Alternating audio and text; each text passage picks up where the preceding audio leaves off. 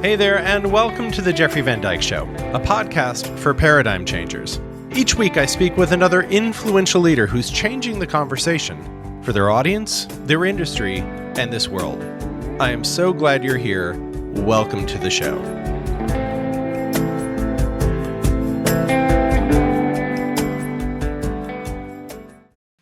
My friends, today we have with us Elizabeth Lesser.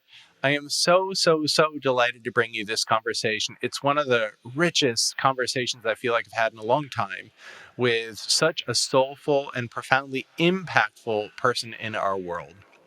Elizabeth Lesser is the author of several best-selling books, including her newest book, Cassandra Speaks, When Women Are the Storytellers, the Human Story Changes, which reveals how humanity has outgrown its origin tales and heroes myths and empowers women to trust their instincts, find their voice, and tell new guiding stories.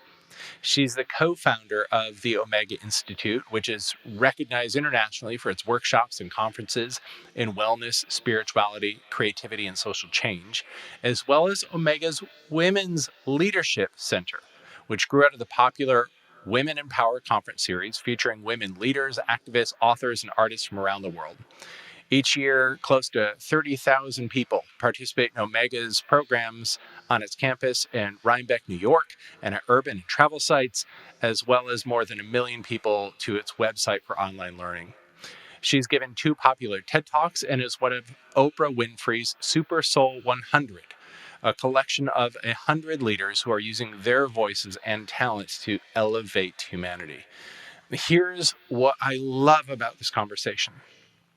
For all of my work, paradigm changers come to me, whether they're saying it in these words or not, saying, hey, Jeffrey, I need power to do good in this world. But somewhere inside of me, there's this hookup where power is bad. I don't want to harm people. I don't want to dominate people. But my system doesn't necessarily have another story about what power is and how I can use it.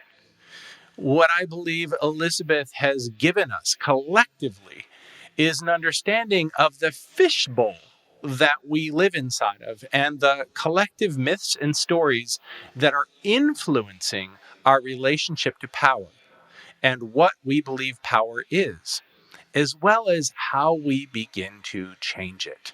I believe there is no more critical conversation we can have as paradigm changers than a conversation about generative power, generous power, power that includes caretaking and love, power that is influenced by spirit and allows our whole hearts to sing and connect and relate to one another in the most generous, powerful ways. So I'm just delighted to have her here.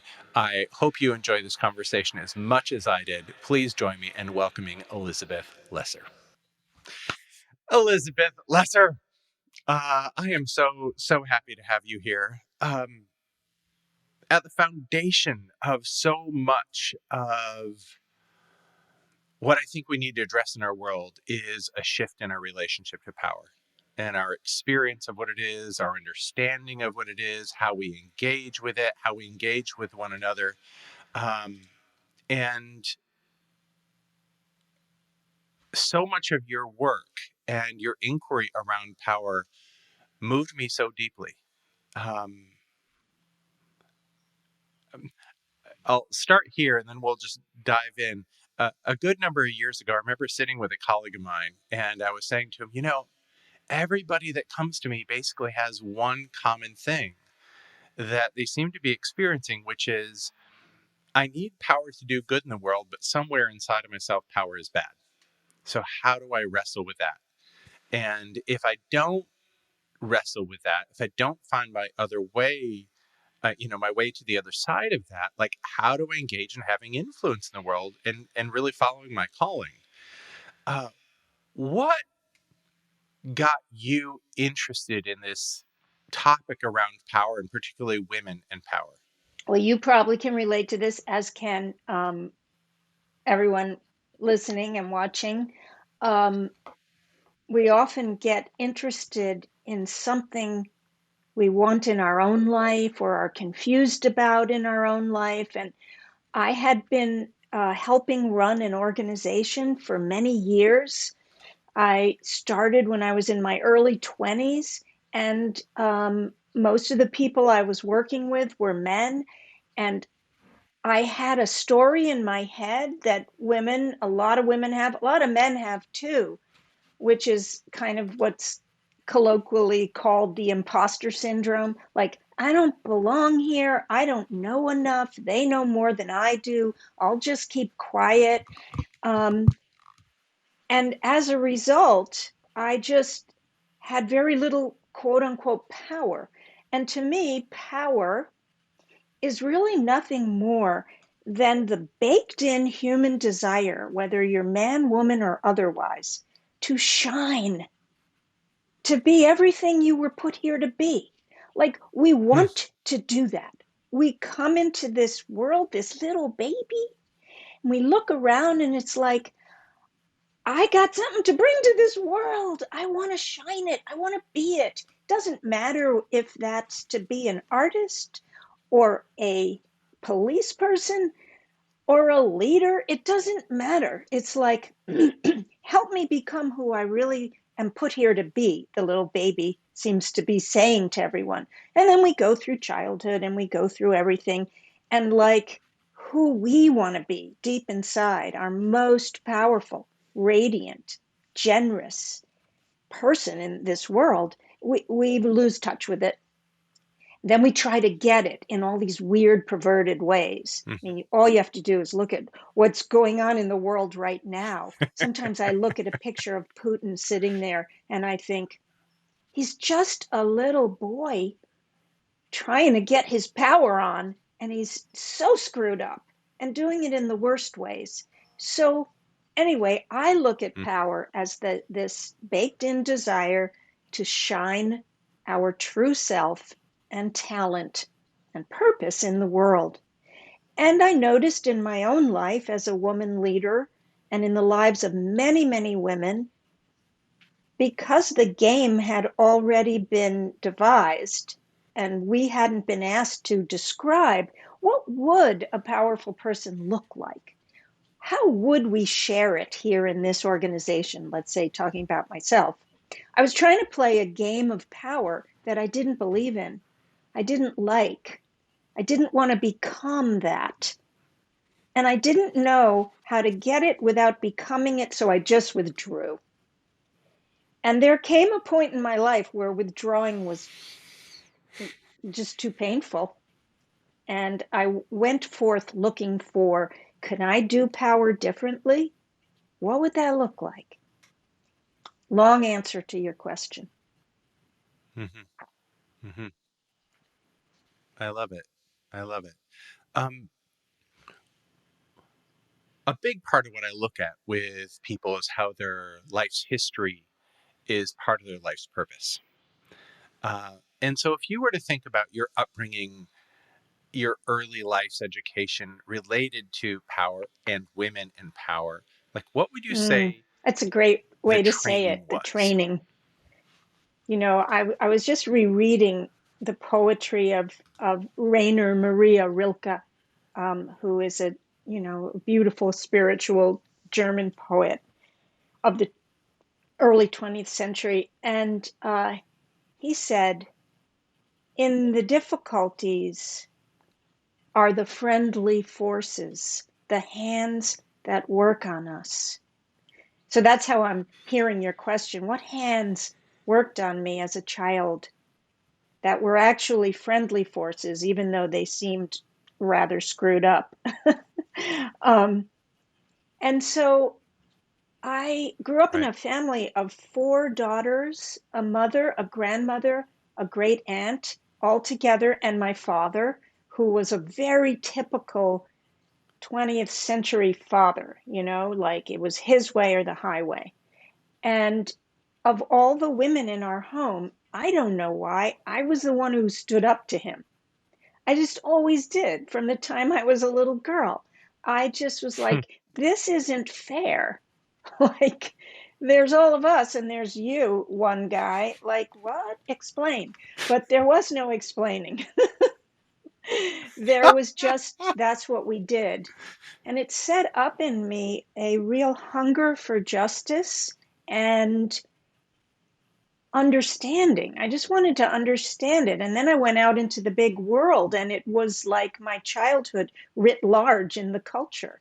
Um, and it's so much better and different now. So Right. you got to remember that I was in college in the 1970s, and the feminist movement was just starting. And at the same time, I was also a closet spiritual seeker because I grew up in a family of atheists and political activists and intellectuals. And I was longing for some kind of spiritual direction. So I had both of these things in me bubbling, like my sense of injustice as a woman and my sense of lostness as a seeker for some kind of truth and beauty in this world. And those two forces have really been the hands that have worked on me my whole life. The desire for justice and a directionless childhood spiritually, and trying to find a path in my adult life.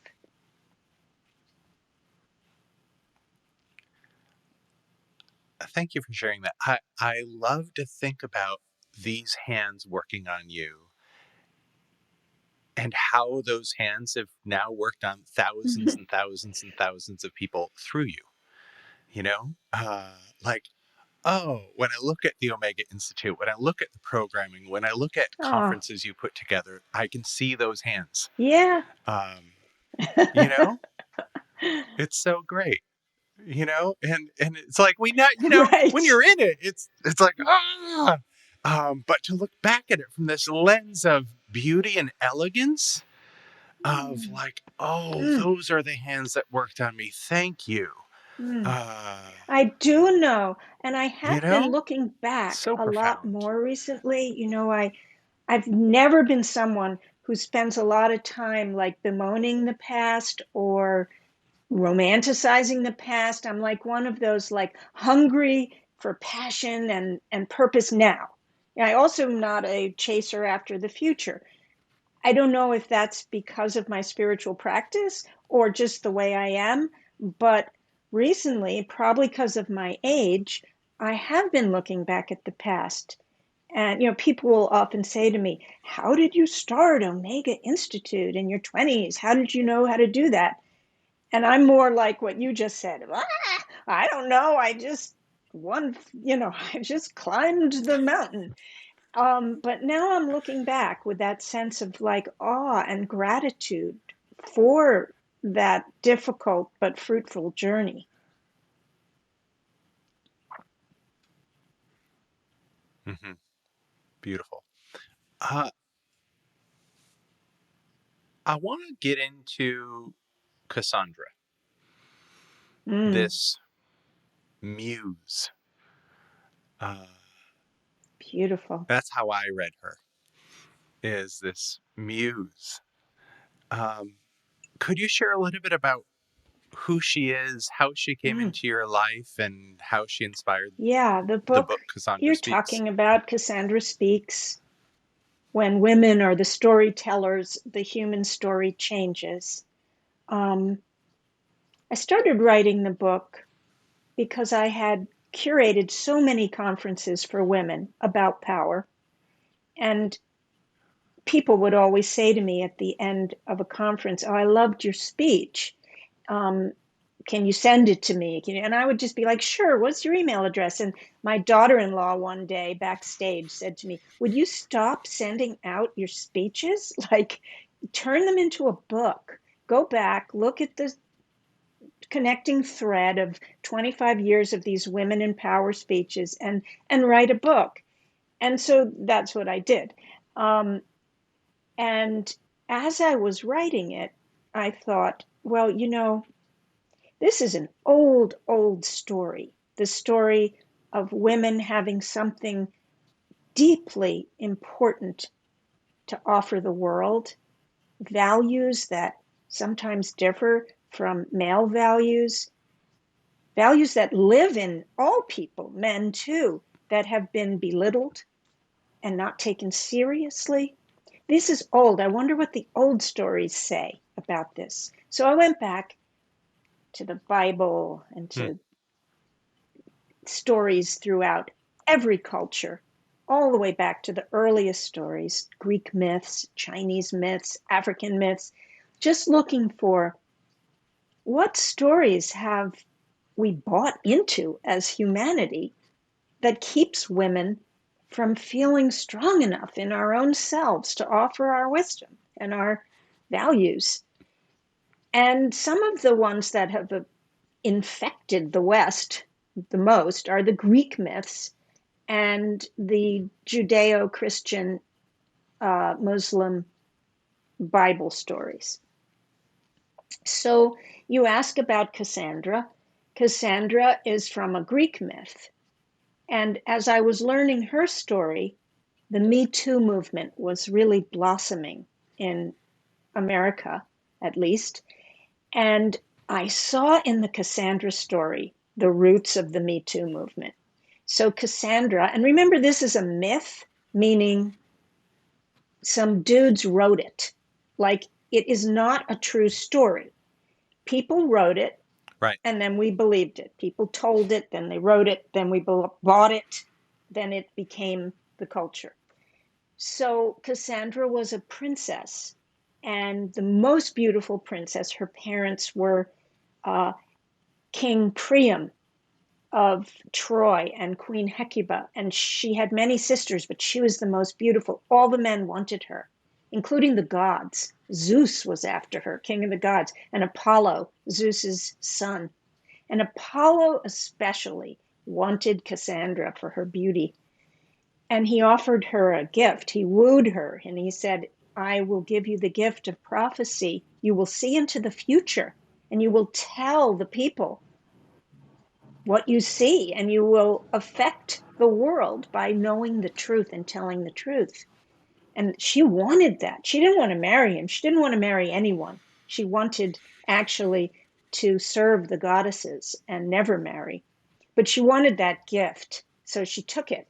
And then he said, in payment, you will sleep with me and have sex with me right now. And she refused him. He was enraged. So he put a curse on her and he said, you will still know the future and you will still tell the truth, but no one will believe you. And this is what happened. She saw the truth. She saw the war between Troy, her city, and Greece. She saw all of her family dead. She would rage and warn people about the coming war, and she would tell people how to avoid the war and what to do. But they all told her she was crazy.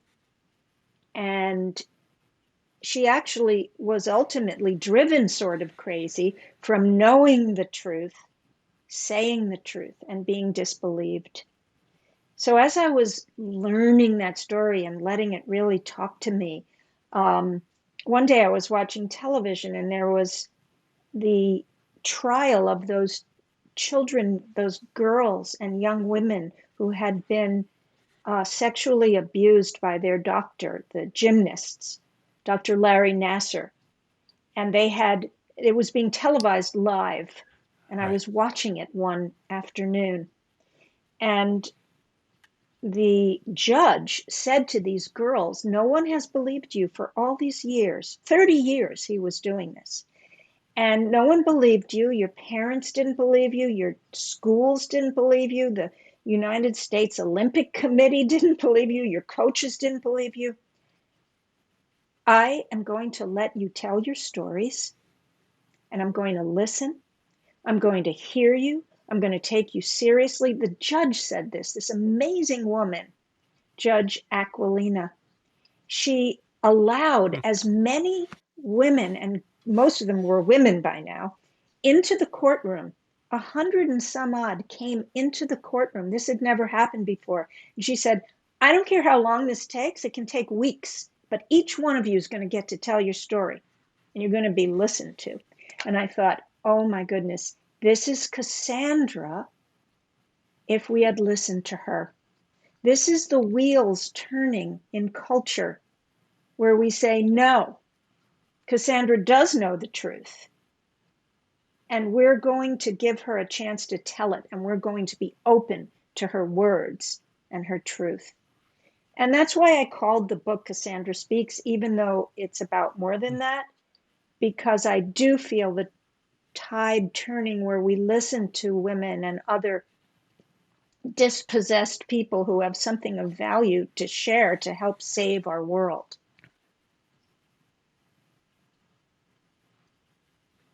Yeah. I I shared this with my business manager, this story about her curse. And she was like, oh my God, that is so the experience Right. that so many It's of us called have, gaslight. is feeling crazy, right? Being able to, yes. Uh, Here's one of the things that I appreciate, and we'll get into a bit more of what's actually in the book. Um, but one of my favorite Brene Brown quotes is, "Until you own your story owns you." And I feel I was sitting with, all right, why why is this impacting me so much reading this? And as a gay man, like, I don't have the experience of a woman, and I do have the experience of negative feminine traits uh, Right. hurled at me, you know, and have a lot of women I love and a lot of women clients and it's etc. And what hit me was, oh, what you're doing with this book. Like I want every woman, every person to read this book, but especially like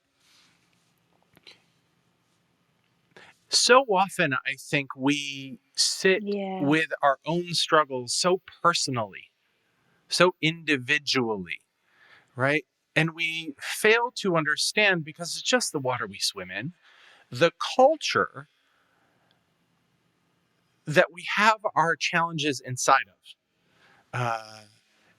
That, hey, this isn't just me feeling crazy. This isn't just my issue around power or not being heard or trying to find my voice in the world. Like, I'm doing this inside of a culture, inside of a fishbowl that got handed down to me that has thousands of years of roots in it. And part of what I felt happening as I was reading the book and hearing you speak and hearing Cassandra speak is, oh, we get to own this Mm. story so it So stops well owning said. us. You sure you didn't write that book?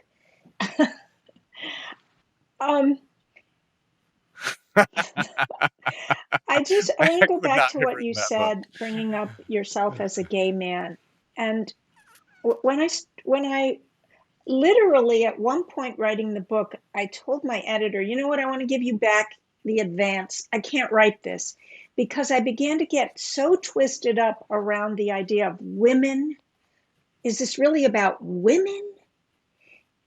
Because there's some women who are have bought into the story of, let's call it patriarchy for lack of a better word. It's not one of my favorite words, but let's use that. Who've bought into it way more than maybe you have, like it's a this is what's so fascinating about our times, the spectrum of gender and the way people, like, I have grandchildren. One of them is Mm-hmm. 9, and he's always schooling me on pronouns and gender. And I'm like, whoa, what is going on here? And so it's an amazing time. And I tried in the book, although the word women is right there in the title, to what I'm really talking about is a value system, a set of values that have been belittled and submerged and not allowed to be the dignified rallying cry for humanity that they deserve to be. And those values live in everyone. And they've been beaten out of little boys more than little girls, actually. So, values of kindness, um, empathy, care. To me, caretaking should be way up there above aggression and the ability to wage war and first responders, like the caretakers of the world, people whose hearts are developed enough to feel what the other person is feeling. This is noble. This, to me, is the warrior of the 21st century that we must value. So that it lives in you. It lives in all sorts of people, wherever you sit on the gender continuum. So, in some way, I'm glad I wrote the book, and I'm glad I don't have to live in the discussion of it for much longer, because I do believe that we're throwing out the women men thing. It's an awkward time now. We don't quite know what we're doing, and maybe we're going overboard some. It's getting tiresome, but something grand is happening in the realm of gender, and I'm just thrilled by it. Yeah. Yeah. It's interesting, growing up, I grew up in the Mm, Midwest in an evangelical household. Um, I was born in 1973. So I came into puberty during AIDS. Like, okay. oh, my people die. Um, and they're, Mm, and they're evil, and this is God's punishment upon them. Um, I would have I never dreamed that I could. Here I am living in a home I own with my partner, right? Uh, I would have never dreamed my father saying when he met Pete, oh, "You're an God. answer to my prayers for my son." You know, uh, and then to see moving from gay and lesbian rights to trans rights, and I feel like trans Mhm. people in particular are on the vanguard of challenging so much of patriarchy, so much of uh, especially like if a man says, "Oh no, I'm going to give up my privilege to live my Yeah. truth," And threatening. It's it's so so powerful, threatening. and I feel so threatening. But I feel like, oh, why is this Right. accelerated in a way I would have never foreseen as a kid? And I think it's related to everything you're saying here. I want to get into a few stories. I'm going to read just a little quote from the book, and then I want to ask you a few questions about some different stories. So you said it's important to understand the significance of how our society's origin story is based in blame. It's good to contemplate what our culture would be like if the first woman had not been branded as second born, first to sin. How would things be different if humankind's first big mistake wasn't to follow the lead of a woman? And if Eden's punishment Mm, hadn't been subservience to Adam? So that's a huge origin story in a good chunk of the world, right? What are some of the other stories? Like, as you strike me as someone who's like, oh, you had that figured out for a long time. Like, oh, Adam and Eve, and that's why, yeah. But I'm curious, as you got into the research, what are some of the other stories that were maybe surprising, that mm, were lurking, maybe stories from other cultures? Part of what's making me think about it is mhm. all the research around epigenetics, and that this isn't just Right. living in our collective mythology, it's also connected to our DNA.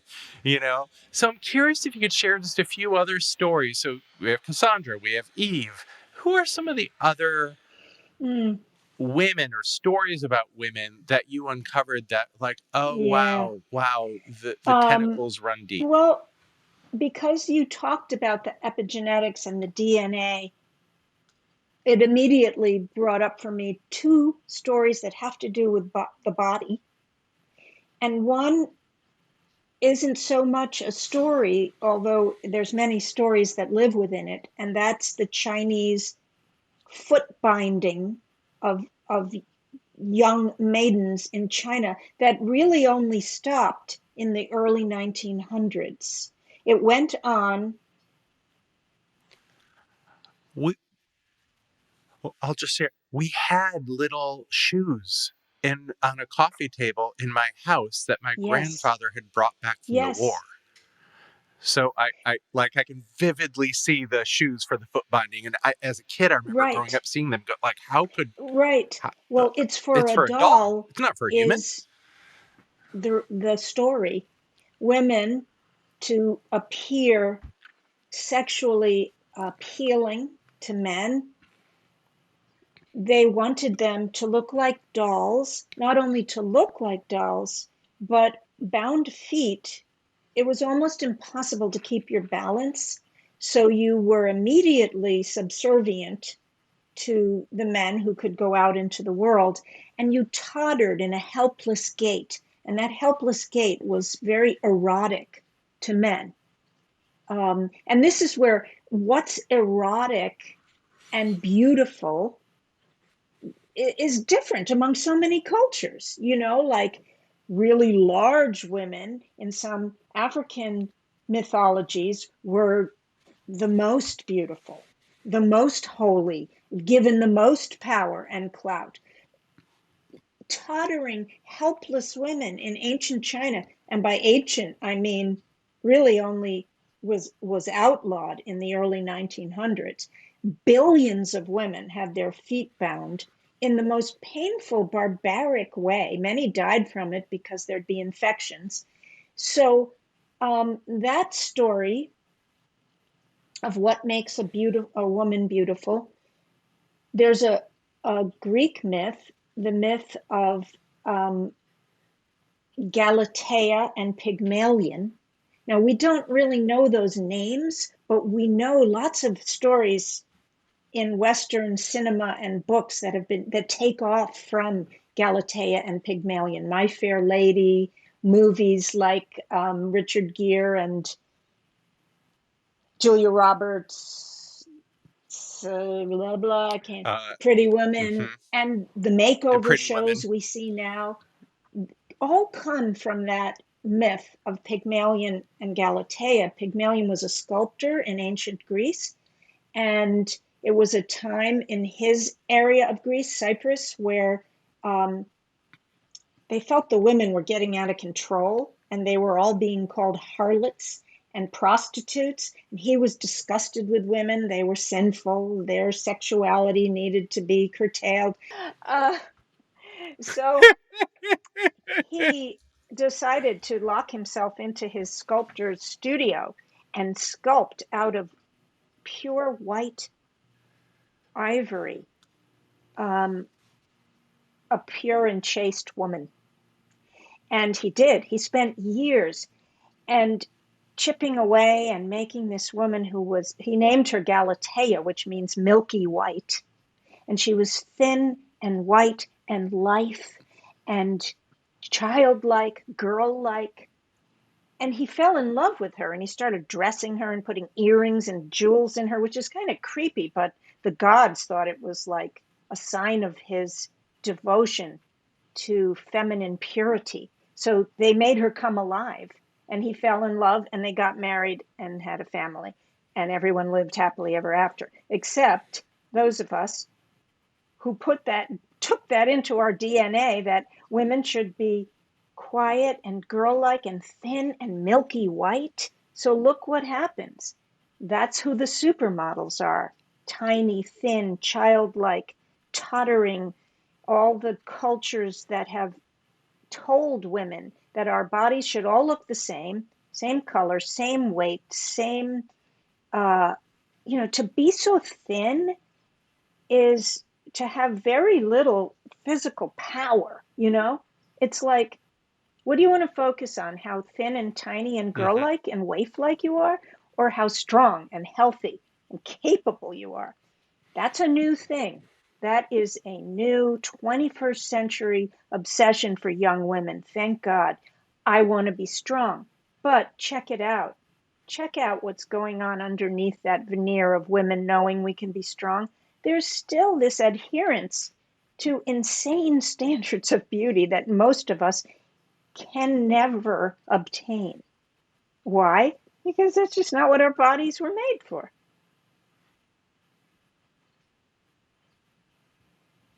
Yeah. Yeah. What are some of the big lessons, if you were to boil down, like, Mm, here are some of the big lessons that we've been handed? I know you talk a lot about shame. Uh, so could you just share a little bit about, like, yeah, here's some of the big things that, like, we've been handed that I think we as women need to be aware of and address in order to live mhm. that vibrant life that we can live? Well, I've talked about two of them. One being your body.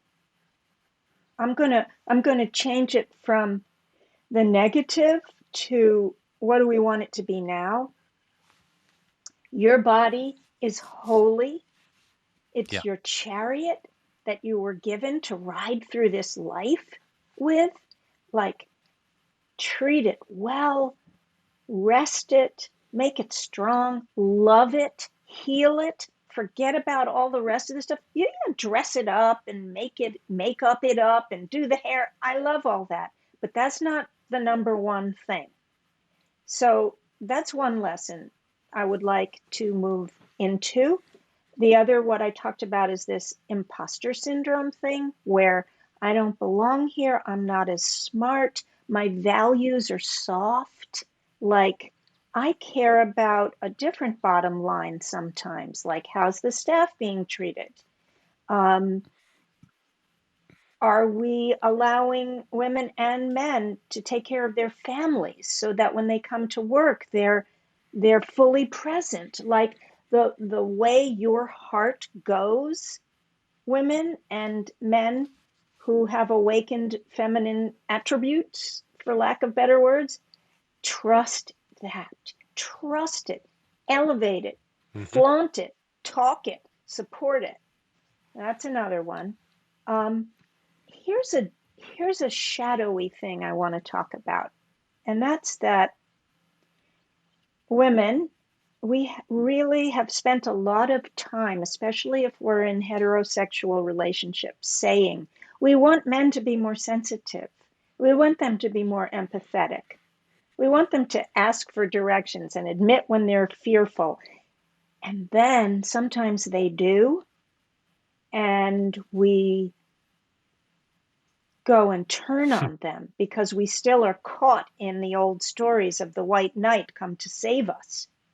So it's really hard for men these days, men who care, men who want to support women. And I know this isn't just in heterosexual relationships. I'm sure you go through your own version of what is a man. Am I holding you to an old standard, even though I want you to be fully human? So it's really important for women to be honest when in relationship with everyone, but especially with men, that we are helping them evolve as opposed to punishing them through our own confusion. Yeah. Uh, when, and I ask this in about men and women, what have you seen as you've really, so you've been doing work around women in power for years, and there's this book. What do you see changes for women around their relationship to power or power struggles when they understand the historical context Hmm. that they're experiencing power inside of? Like, Well, I think the big what can shift that shift? we need to make, we've made a lot of amazing shifts. We've gotten our foot in the door of almost every industry that isn't to say we're leading it. It's Mm-hmm. pathetic how that number just doesn't budge much, of top level leadership for all sorts of reasons.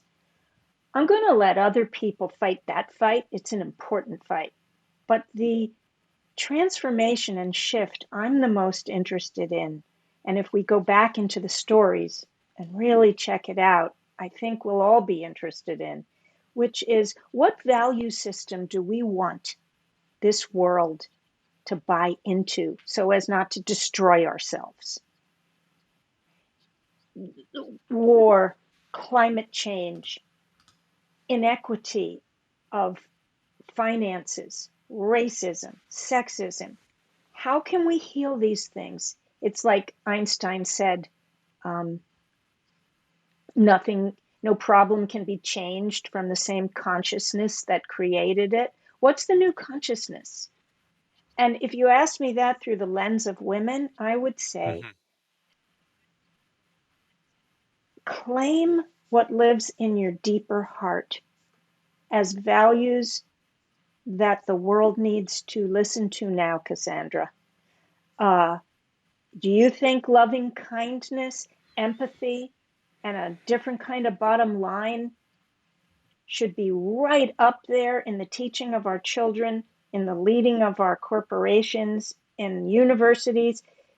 Do you think that that is the answer to so much of the problems? If you answer yes, stand tall in whatever job you're in and tell that new story. You know, in the book, I write a lot about, I use a story. I walked through the Central Park in New York City. I'm a New Yorker, and I know that park so well. And one day I was walking across the park. It was a beautiful day, and I wasn't late, as I usually am. And I noticed for the first time, I like paid attention to one of the statues when you enter on the east side. And it's of a World War One statue of about 10 or 8 young men holding their bloody comrade who's dying in their arms. And I was struck by, wow, oh, that's a war statue. Never realized that. Then I walked on, and there was General Lee holding his uh, sword on top of a golden horse. And then I walked on, and it was like, oh, they're all war statues. That's what we value. We value the fight. That's the answer. You need something, do the fight. And I thought to myself, why don't we have statues of like a woman giving birth? Like that's bloody, but so's that statue of the guys in World War One. Why don't we have a statue of a woman teaching children or a man? Why do we value all over the world the fight? Can we be done with that for a while? Can we value the caretakers and call them the first responders? Yeah, we need policemen. God bless them. We need soldiers. But let's make them like, yeah, that's a job. But the job we really, really value are the teachers, the nurses, the hospice workers, the home health aides, the people who stitch the world together through love and care. So that's the new story I'm interested in. It might sound like all kumbaya and Pollyanna, but no.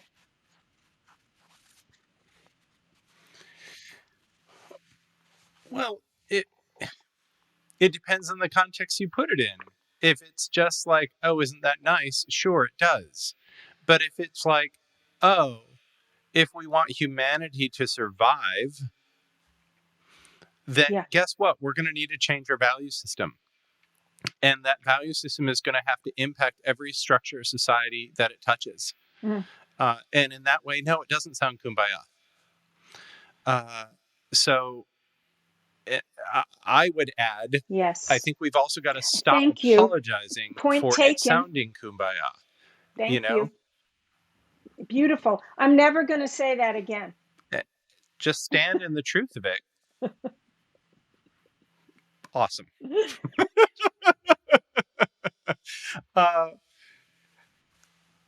what do you when you've been in conversation with other men?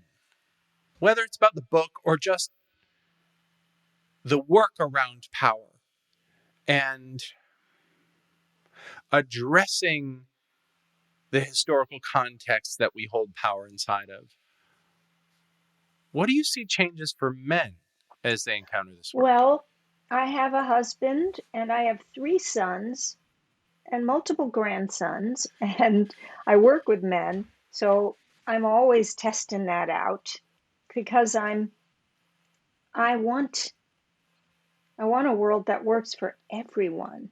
And so if my work is alienating people, what's the point? On the other hand, I stand firm in this. Um, I see so many men saying, thank you, bless you, here, take it, we fucked it up, please do something different. I see so many men. I see many men saying, like, let's do this together. I totally agree with you.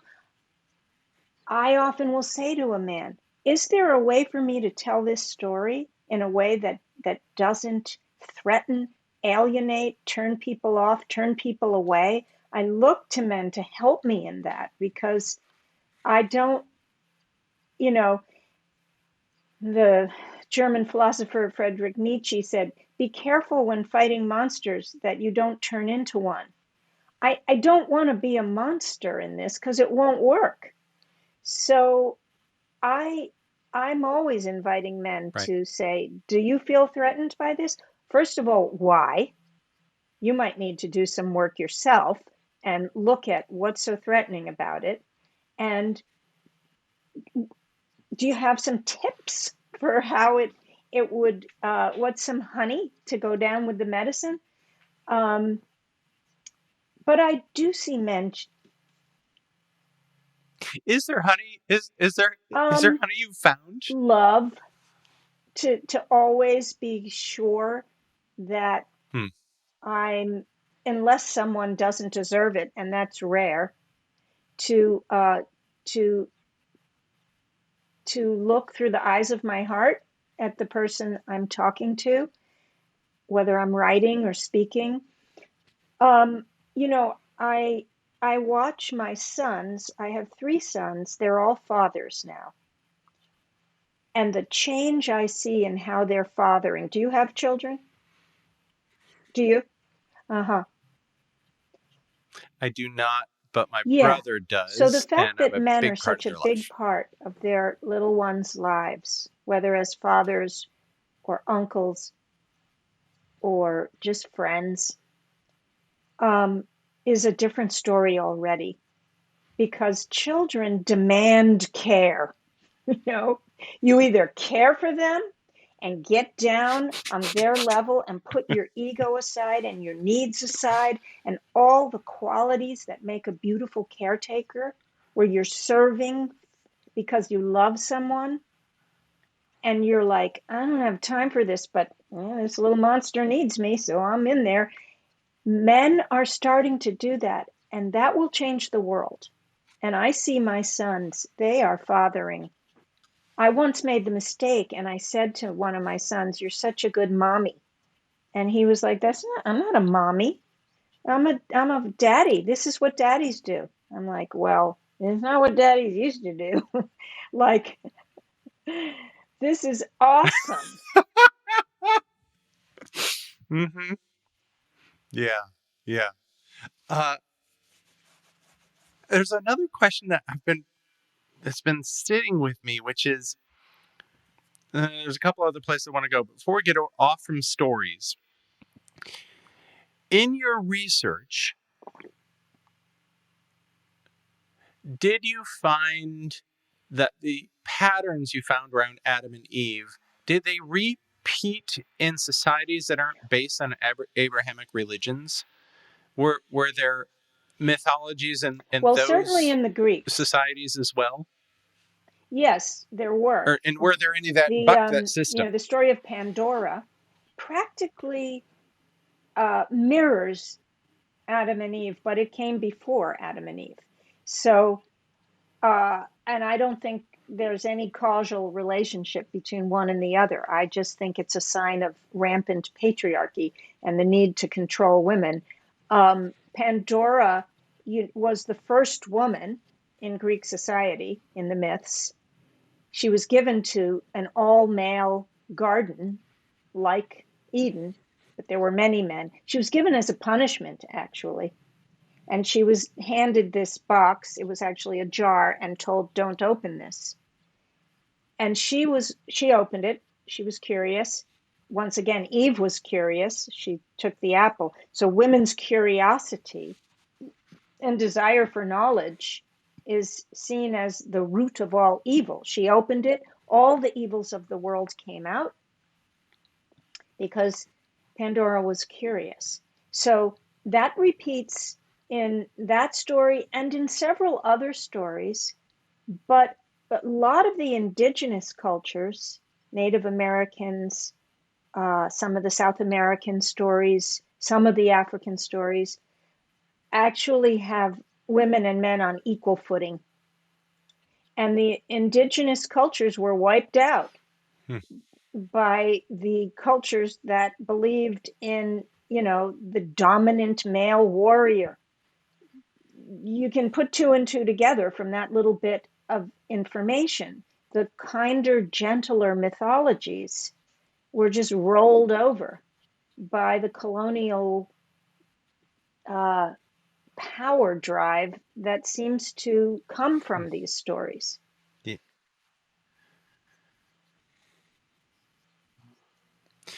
Yeah. I've been sitting here for the last bit thinking about this. A lot of my work, what I look at with people is what I call their life's PhD, which is how did their life train them for their life's work? Uh, and a big part of it is helping them to own the story from whence they came. Oftentimes, a story that's like, not that, don't want to be that, I've been fighting against that my whole life. And instead to see it in the context of, oh, well, again, if that was a Mm, hand that was here to help shape me, for example, in my own life, I feel like I know so much about the mm, world of othering and belonging because it was mm, so deeply a part of my experience, you know? And so much of my mission is to help mm, the outcasts become the way showers. Uh, you know, and so, but I also like to look at that at a collective level. Now, I've never looked at it at a collective level of uh, half of the world's population for that, for all of history. Um, but if you were to look at, thousands of years of patriarchy, thousands of years of these stories of saying, woman, you're the temptress and you're bad and you're the reason we have all these problems. What would the gift of that be that the feminine rising is now bringing to society? And your story just now gave me maybe a glimpse, and I'm curious what you might see. When you say, oh, all those indigenous stories were bowled over, right? Um, just yesterday, I was looking at a potential new social media person to hire, and on their website, they say, hey, and we're mhm. located on the indigenous land of whatever tribe it was, and we honor that we live here and whatnot. And it was interesting because it was the only thing on the whole website Is that that wasn't person about from marketing social Canada? media. Is that person from And I was, Canada or New it kind of Zealand like, or Australia? Okay, because they all say I that don't now. recall. I will That look. this is something that It those countries have instituted, right, which is right, so beautiful. yeah, yeah. So one of the things you talk a lot about in the book is the Hmm. poison of individualism, and that women know how to work together. right? Like, talk about a history of training and a gift Mm-hmm. that we need so desperately right now. Uh, and I feel like part of what's happening right now is at a we level. We're saying we're not going to do it that way anymore, you know? And I feel like what's been stepped on around women and feminine values is now saying, "Oh, hey, humanity, you want to survive? We've got the medicine that's required." Uh, and I'm curious what you would, if you were to look at, like, so often what's stepped on is what we serve, right? What's stepped on is what we go to bat for, what we care about, what we're committed to. I don't know. I would just be curious if you looked at it from the lens of,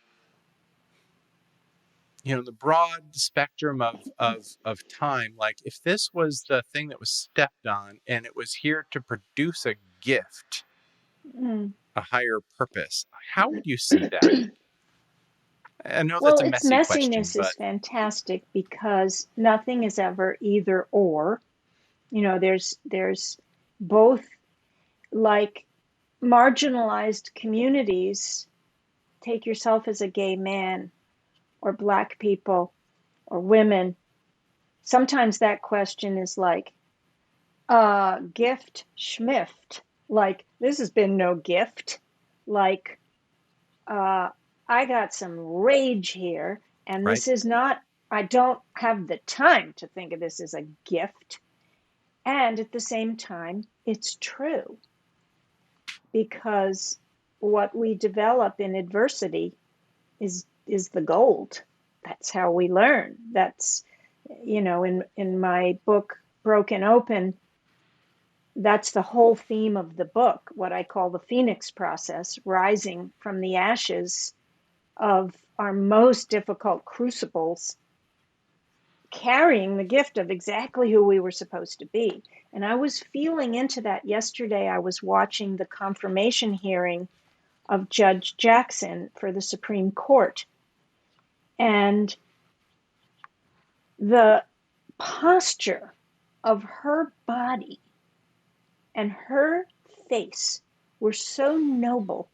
And I saw in it the lineage of her ancestors and the gift of their pain. And she was transmuting it for the whole world to see. I mean, I saw that. I like the minute we stopped talking, I'm gonna go back and watch her again because that is a you're saying we're not going to do that story anymore. You said that. She's an example of someone saying, I'm not doing that story anymore. The guys are lobbing these questions and accusations at her, and she's standing in her strength and kindness and in massive intelligence, and she's not returning um, unkindness to them. But she, at the same time, she's standing in her values of loving mm-hmm, kindness and wisdom, with a lot of strength, but not with blame and shaming the other people. Now, maybe she'd like to, but she can't, or she won't be um, made the Supreme Court justice. But I see in her that noble spirit of a people who have been marginalized, and she's using it as the gift. It takes a really strong person to do that in our own lives. I'm not just talking about someone about to be on the Supreme Court. I'm talking about me and you and everyone listening. It's almost a duty, if we call ourselves spiritual seekers, to transmute the pain into something beautiful. We can do it. There are technologies to do it.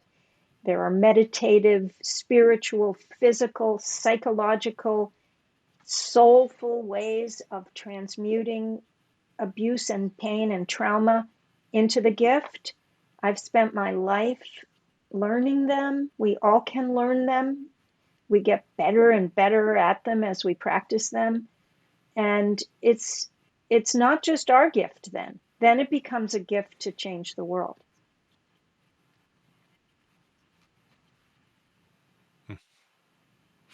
All right, final place I want to go. A few years ago, I kept hearing this message. Jeffrey, your Mm. job is to help make power holy, right? And sometimes I get these messages, and and then I'll turn towards the message and say, okay, what the heck is holy power, right? What does that mean? How do I do that? And the message I got back immediately was holy power is the complete expression of divine truth in real time without hesitation, manipulation, or control. The complete expression of divine truth in real time without hesitation, manipulation, or control. And I know you spent your life dedicated to both social justice and your spiritual life and spiritual practice. What's your experience around power and divinity, power and holiness, the relationship between power and spirit? Got a few days? um, um, well, I go back to what I said early on, that power is this baked in desire to be our true self, which is the divine self. This is why Jesus and Buddha and Joan of Arc and all the Dr. King, all the people we admire as spiritual truth tellers, um, they they were shining their heart. They weren't after domination or control. What were the words you used? Without. Without complete expression of Okay, divine truth, think without of them. hesitation, They weren't manipulation, or control. manipulating, they weren't hesitating, and they weren't trying to control anybody. They were just shining who they were sent here to be. So the reason to me that activism in the world has to be paired with, I call it innervism. I made up that word, innervism, because I wanted to give kind of a backbone and clout to the inner work, the healing work, the removing the veil of the ego so we can see the world for what it really is. All that work just helps us take the veil off and live in the truth of who we're supposed to be without manipulation and without control. So we need to do the inner work. Otherwise, our desire for power, our innate desire for power, which is a good thing, it gets perverted very quickly into manipulation and control. We're all guilty of that. So, taming the ego, healing the body, opening the heart, all these things that we use meditation and prayer and healing techniques for, they are really important if you want to make a difference in the world, because you can just check it out. You go out in the world to do well, to be a peacemaker or a justice seeker, and you end up being an asshole, like just wanting to manipulate and control.